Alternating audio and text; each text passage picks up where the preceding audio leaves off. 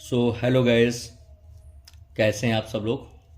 आप सबका स्वागत है फिजिक्स क्लासेस बाय गुरुजी में।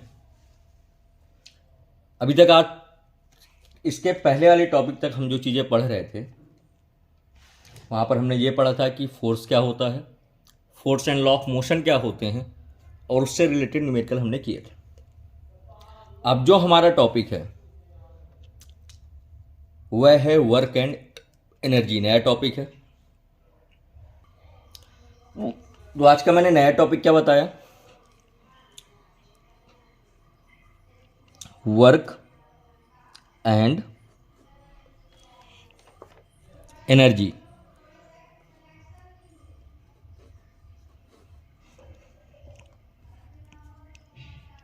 इस टॉपिक को बेसिक समझो होता क्या है। एक एक पार्ट्स को पढ़ेंगे। पूरा वर्क एनर्जी एंड पावर के नाम से है 9th क्लास में। बेसिक टर्मिनोलॉजी से लेकर चलेंगे और आखिरी तक चलेंगे, ठीक है। तो सबसे पहले बात करते हैं बेटा वर्क की। हर घर में एक ऐसा बंदा होता है जो बताता है जो ने बहुत सारा काम किया, मेरे बराबर काम आप में से कोई नहीं कर सकता। तो क्या होता है वर्क? फिजिक्स में वर्क किसे कहते हैं? तो फिजिक्स में वर्क क्या होता है? अगर मैं वर्क को सिंपली डिफाइन करूं तो ये मेरे पास एक बॉडी थी, जो बॉडी पोजीशन ए पर रखी हुई है। इस पे मैंने फोर्स लगाया, एफ फोर्स लगाया। अगर इस बॉडी का जो मोमेंट है, अगर इस बॉडी का जो मोमेंट है वो इसी डायरेक्शन पे हो रहा है, पोजीशन ए से लेकर के बी तक,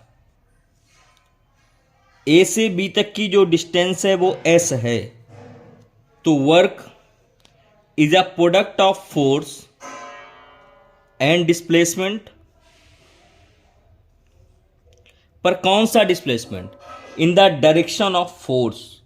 displacement in the direction of force. अगर सिंपली टर्म्स पे डिफाइन करें वर्क को कि वर्क क्या होता है, तो work is said to be done when the point of application of force move. क्या होगा? वर्क क्या होगा? Work is said to be done when the point of application of force. इस पे आपने फोर्स लगाया था, ये मूव हुआ ना, पोजीशन ए से बी तक मूवमेंट हुआ ना, ये जो मूवमेंट है इसको क्या कहेंगे आप? वर्क कहेंगे। कब? स्थिर अवस्था में वर्क कहेंगे। तो क्या होगा? Work is said to be done, work is said to be done कब? When the point of application,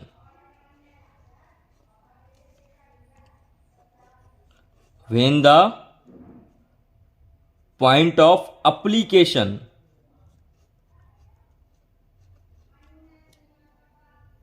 moves, या इसको जो point of application of force move.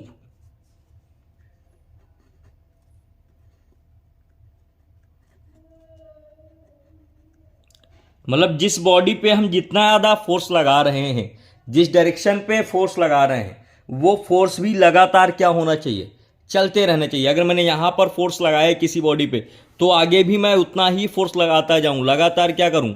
Force को लगाता जाऊं। तो वो जो काम होगा, जब मैं किसी बॉडी पे लगातार फोर्स लगाऊंगा, वो जो काम होगा उसको कहेंगे हम वर्क डन। क्या कहेंगे उसको? हम वर्क डन के नाम से जानेंगे। और क्या होगा वर्क डन? और कैसे हम इसको डिफाइन कर सकते हैं? तो work done in a moving body, work done in a moving body is equal to the product of force and distance moved by the body in the direction of force। क्या होगा? Work done in a moving body, work done in a moving body is equal to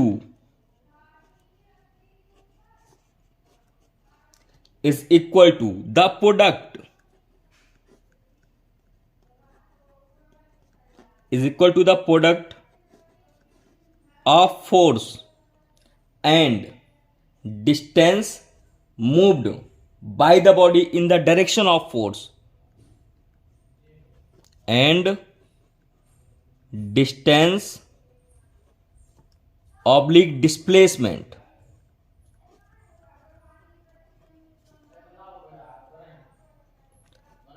of the body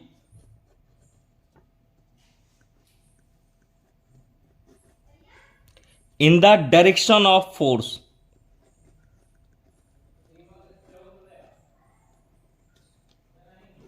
किस direction पे होना चाहिए?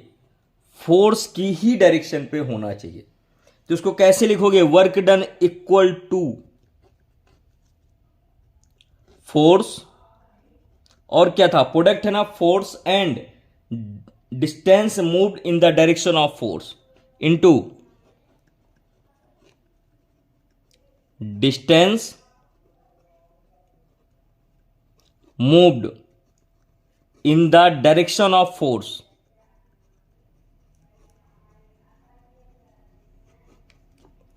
देखो सबसे important है यहां पर डायरेक्शन, कि वर्क डन के लिए हमें क्या चाहिए? फोर्स तो चाहिए ही, पर जो हमारा डायरेक्शन हो मूवमेंट का, वो भी किस डायरेक्शन पे हो? किस डायरेक्शन पे हो? फोर्स की डायरेक्शन पे हो। किस डायरेक्शन पे हो बेटा? फोर्स की डायरेक्शन पे हो। अब यहां पर एक चीज समझो कि वर्क डन क्या है? एक फोर्स है जो किसी बॉडी पे लग रहा है। किस डायरेक्शन पे फोर्स लग रहा है? जिस डायरेक्शन पे बॉडी का मूवमेंट हो रहा है। तो ऐसे कौन से फैक्टर होंगे, ऐसे कौन से फैक्टर होंगे जो वर्क को इफेक्ट करेंगे या जिन पे वर्क डिपेंड करेगा? कौन से फैक्टर होंगे? देखो, फैक्टर्स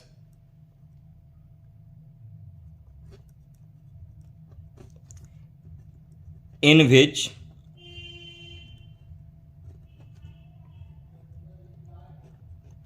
वर्क डिपेंड। ऐसे कौन से फैक्टर्स हैं जिन पे वर्क डिपेंड करता है? क्योंकि देखो, जितनी बेसिक टर्मिनोलॉजी क्लियर करोगे उतना अच्छा आगे चल के एग्जाम्स में बेनिफिट मिलेगा। 9th क्लास में आप NSO दे सकते हो, फिजिक्स ओलंपियाड दे सकते हो, मैथ ओलंपियाड दे सकते हो, केमिस्ट्री ओलंपियाड दे सकते हो। तो उन सबके लिए बेसिक टर्मिनोलॉजी क्लियर होनी चाहिए। जितनी अच्छी से बेसिक क्लियर होगा उतना अच्छे से आगे बढ़ोगे। सारी चीजें बेसिक पे डिपेंड करती हैं। फिजिक्स पूरा बेस है, आप कितना अच्छे से बेस कवर करते हो। तो आज यहां पर देखो क्या क्या चीजें थी। फोर्स, पहला फैक्टर क्या डिपेंड करेगा? Magnitude of force. दूसरा क्या है? Distance moved in the direction of force. तो दूसरा पॉइंट क्या है जिन पे फोर्स डिपेंड कर रहा है? तो डिस्टेंस पे डिपेंड कर रहा है। तो ऐसे कितने फैक्टर हुए जिन पे फोर्स डिपेंड कर रहा है? तो the work done by the force on the body depends on 2 factors. किन पे डिपेंड कर रहा है? केवल 2 फैक्टर्स हैं बेटा। देखो कैसे लिखोगे? The work done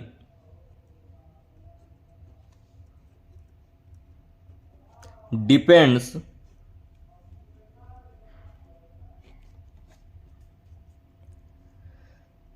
the work done depends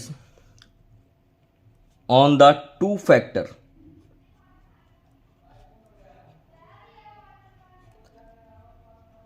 कितने फैक्टर्स पे वर्क डन डिपेंड करता है?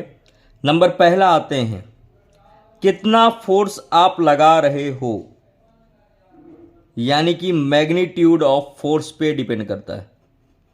किस पे डिपेंड करता है? मैग्नीट्यूड ऑफ फोर्स पे डिपेंड करता है। और क्या है बेटा जिस पे ये वर्क डन डिपेंड करता है? तो distance through which the body moves. Distance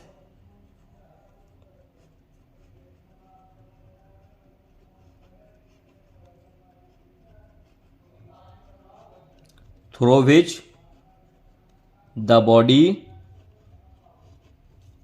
moves. अब बॉडी कहां मूव कर रही है ये भी तो जानना जरूरी है। इन द डायरेक्शन ऑफ फोर्स। इस लाइन को याद रखना बेटा, इन द डायरेक्शन ऑफ फोर्स। तो बॉडी कहां है? Distance through which the body moves in the direction of force और मैग्नीट्यूड ऑफ फोर्स। ये दो फैक्टर ऐसे हैं जिन पे ये चीज़ें काम करती है। आपको फार्मूला मिल गया, डेफिनेशन मिल गई, फैक्टर्स मिल गए, क्या आपको यूनिट पता चली कि वर्क डन की क्या यूनिट होती है। चलो अब यूनिट, अगर यूनिट की बात करें कि वर्क डन का क्या यूनिट होता है, तो यहां पर आते हैं unit of work. Unit of work, तो बेटा जो वर्क डन का यूनिट होता है, फॉर्मूला लिखो, force into displacement. Work, force का यूनिट क्या होता है, न्यूटन मीटर, यही होता है या न्यूटन पर मीटर होता है, बताओ जल्दी से। क्या होता है फोर्स का यूनिट, न्यूटन होता है सिंपली। डिस्प्लेसमेंट का क्या होता है, मीटर। तो वर्क का यूनिट क्या मिल गया, न्यूटन मीटर मिला तुम्हें, या इसको हम जूल भी कहते हैं। तो वर्क डन का यूनिट क्या हुआ, जूल। अब एक क्वेश्चन आता है अक्सर एग्जाम में पूछे जाने वाला क्वेश्चन है, डिफाइन 1 जूल। क्या करना है आपको बेटा, 1 जूल को डिफाइन करना है। 1 जूल कब होगा, when a force of 1 Newton moves a body a distance of 1 meter in its own direction, then the work done is known as 1 joule। क्या होगा, बहुत सिंपल से समझो, डेफिनेशन अपने चक्कर में पढ़ो। डब्ल्यू इक्वल क्या होता है, एफ इंटू एस होता है। If F equal 1 newton, S equal 1 metre, then W equal क्या निकला जाएगा, 1 जूल निकल आएगा। कैसे डिफाइन करोगे, इसकी वर्डिंग कैसे लिखोगे, क्योंकि वर्डिंग्स पे तो दुनिया डिपेंड है। देखो अगर वर्डिंग्स नहीं आती है तो आप कुछ नहीं कर सकते। वर्डिंग क्या लिखोगे, when a force of 1 Newton, क्या लिखोगे, when a force of 1 Newton moves a body through a distance of 1 meter, then its work done is known as 1 joule। क्या लिखोगे इसको, देखो, when a force of, when a force of 1 newton, कितना force लग रहा है, 1 newton का, moves a body, कहां मूव करेगा, through a distance of,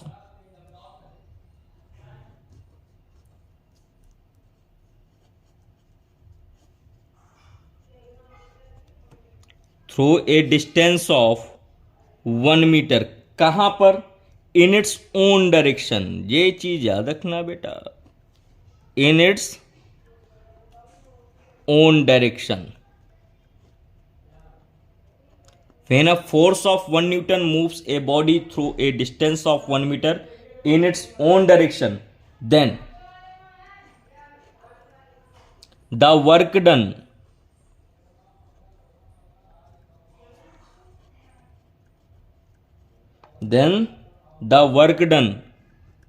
is known as